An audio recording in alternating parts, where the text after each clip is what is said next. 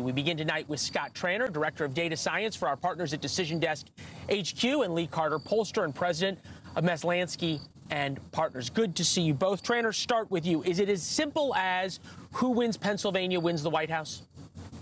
Probabilistically, yes. As you pointed out, whoever wins Pennsylvania, 85% chance of winning the White House.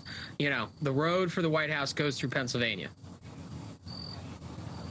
Lee, this news that came in the past hour or so that the port workers are going to go back to work, the longshoremen have agreed to a pause, if you will. You don't want to say it's an enormous gift to Kamala Harris, but I can't imagine it's not an enormous relief when it comes to the polling on the economy. It's a huge relief, and I'm very, very thankful for all Americans, too, that this has been resolved, because the impact on inflation would have been really, really noticeable. And I still am not sure, you know, based on how long this has gone on, that Americans aren't going to feel the impact of it just a little bit, enough to sort of stop the momentum and people starting to feel better. But polling on the economy is still not good, despite this fact. I think this would have been a disaster for her.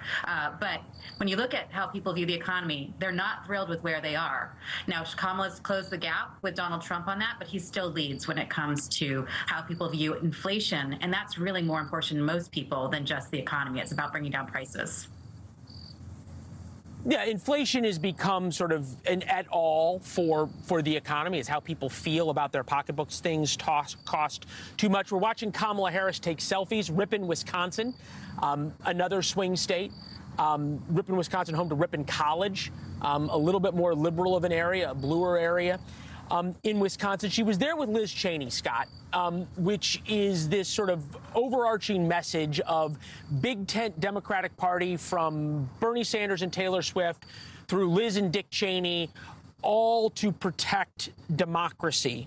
And then there was this today, fundraising from Kamala Harris on the Jack Smith superseding indictment. The Harris campaign sent out parts of the Jack Smith court filing, the special prosecutor saying, look, this is how dangerous Donald Trump is. I was not trained to believe in coincidences in terms of the DOJ filing, the rollout of Liz Cheney, and now the fundraising. All of that aside, is there a persuadable group of voters that you find in polling who, hearing from Liz Cheney, hearing from what were establishment Republicans about Donald Trump, works? I'm going to be honest, I haven't seen any data to support that, and I don't necessarily think that's what the Harris campaign's thinking. Look, Liz Cheney lost her primary, which is why she's not elected anymore by more than 20 points. She's not there to convince even the Nikki Haley voters who are voting in the primary. She's there to make the Democrat voters feel better and that they're on the emboldened side and they're the big tent party. Fundraising's good. It's a good campaign tactic, but it's not necessarily designed to get Republican voters, maybe a few independent here and there, but really shore up her Democratic base to say, hey, we're the big tent party. We've got a lot of people supporting us.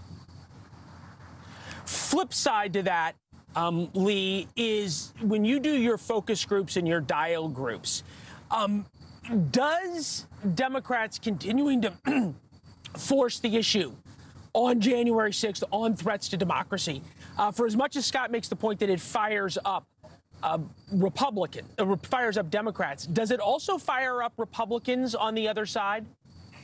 Sure does. I think Republicans have gotten tired of this narrative, and actually they get really angry about it, and they dig their heels in and actually point to how unfair this is, the inconsistencies in how we deal with different kinds of protests. Tim Walz has become a poster child for the difference between how you deal with Black Lives Matter than how you deal with protesters down in D.C. All of this adds up to a huge level of enthusiasm among Republicans. And the thing that I'm also hearing from voters is from both sides, enough with the backwards looking stuff. We know how bad things were. We want to hear how you're going to make things better now. People really want to hear from Kamala Harris on how she's going to fix the economy. The economy as it is, she owns. So people want to know what is going to be different in January if she is president of the United States. She hasn't answered that in a way that satisfies people need to understand how she's going to bring prices down. So that is a really big issue. People want to hear forward-looking messages, not backward-looking. They're tired of the finger pointing. Thanks for watching. Go to joinnn.com to find NewsNation on your television provider. And don't forget to click the red subscribe button below to get more of NewsNation's fact-driven, unbiased coverage.